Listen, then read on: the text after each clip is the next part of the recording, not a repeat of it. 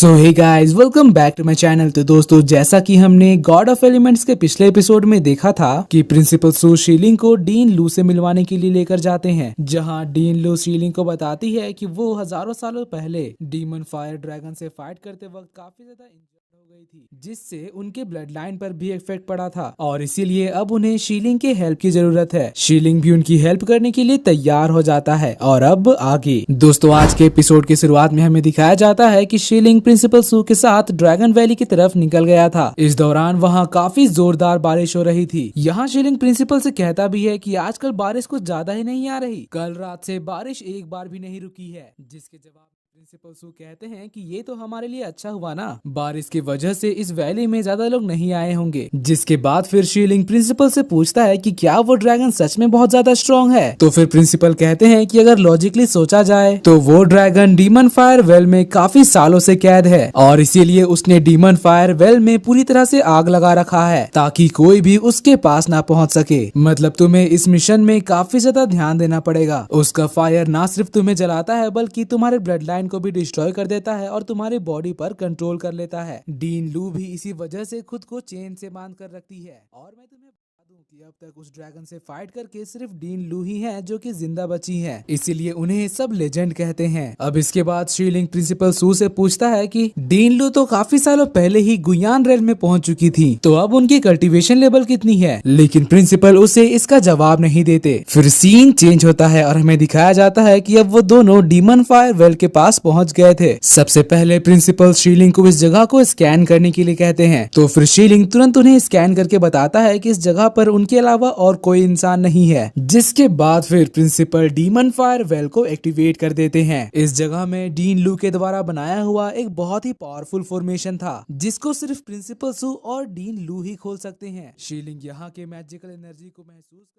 काफी ज्यादा हैरान हो गया था और फिर प्रिंसिपल सू शीलिंग को दोबारा से वार्निंग देते हैं। वो कहते हैं कि ड्रैगन का फायर पहले भी काफी ज्यादा खतरनाक था और अब इतने सालों के बाद वो और भी ज्यादा पावरफुल हो चुका होगा, इसलिए तुम्हें अपनी स्पिरिट बीस्ट पर फुल फोकस रखना होगा। शीलिंग भी उनसे कहता है कि ये वेल तो काफी ज्यादा गहरा है, मुझे लगता है कि मैं अर्थ रैम्पेज बियर को इतने दूर से परफेक्टली कंट्रोल नहीं कर पाऊंगा। तो प्रिंसिपल उसे यहाँ बताते हैं कि तुम अपने स्पिरिट बीस्ट को चाहे कितने भी दूर से कंट्रोल कर सकते हो, इसमें डिस्टेंस का कोई फर्क नहीं पड़ता, तुम्हें बस अपना फोकस रखना है। और इसके बाद फिर शीलिंग नीचे बैठकर अपनी एनर्जी को फोकस करने लगता है। और बात करें प्रिंसिपल की, तो वो भी यहाँ पर बैठ जाते हैं शीलिंग को प्रोटेक्ट करने के लिए।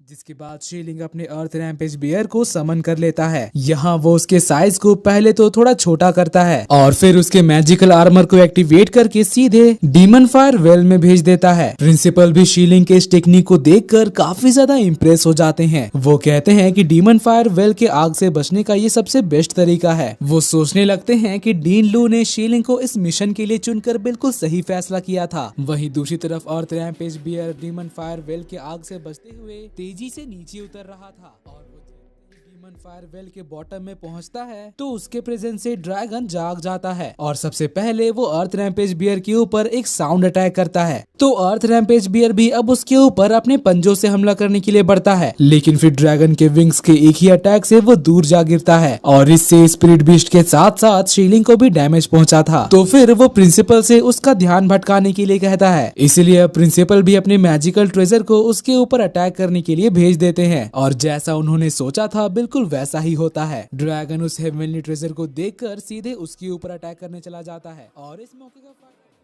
अर्थ रैम्पेज बियर तुरंत जाकर उन हर्ब्स को उठा लेता है, मगर ऊपर जाने से पहले वो एक बार ड्रैगन के ऊपर अपने पावर किक से अटैक करके जाता है। तो प्रिंसिपल सू भी उसके अटैक के साथ अपने ट्रेजर को कंबाइन कर देते हैं, जिससे घायल होकर ड्रैगन नीचे गिर जाता है और अर्थ रैम्पेज बियर अब चट्टानों के सहारे तेजी से ऊपर आने लगता है। तभी ड्रैगन ये देखकर कहता है कि तुम लोग यहाँ से जिंदा बचकर नहीं जा सकते। अब यहाँ पर उसकी आवाज सुनकर शीलिंग काफी ज्यादा हैरान हो जाता है, क्योंकि उसे ये बिल्कुल भी नहीं पता था कि ड्रैगन बोल भी सकता है। वो तुरंत उठकर कुएं के पास जाता है और अर्थ रैम्पेज बियर से उन हर्ब्स को अपनी तरफ फेंकने के लिए कहता है और अर्थ रैम्पेज बियर बिल्कुल ऐसा ही करता है। जिसके बाद प्रिंसिपल सू तुरंत उस फॉर्मेशन को क्लोज कर देते हैं, लेकिन ड्रैगन इतने से ही रुकने वाला नहीं था। वो कहता है कि तुम लोग मुझे अंडर एस्टिमेट कर रहे हो ना, अब मैं तुम्हें बताता हूँ। और इतना कहते ही वो एक फायर बॉल अटैक करता है जो कि सीधे जाकर वहाँ से गुजर रहे एक लाइटनिंग पैंथर के ऊपर गिरता है और इससे वो पैंथर का अपीयरेंस पूरी तरह से बदल जाता है। शीलिंग शीलिंग भी ये देखकर काफी ज्यादा हैरान हो गया था। वो कहता है कि लाइटनिंग पैंथर के पास फायर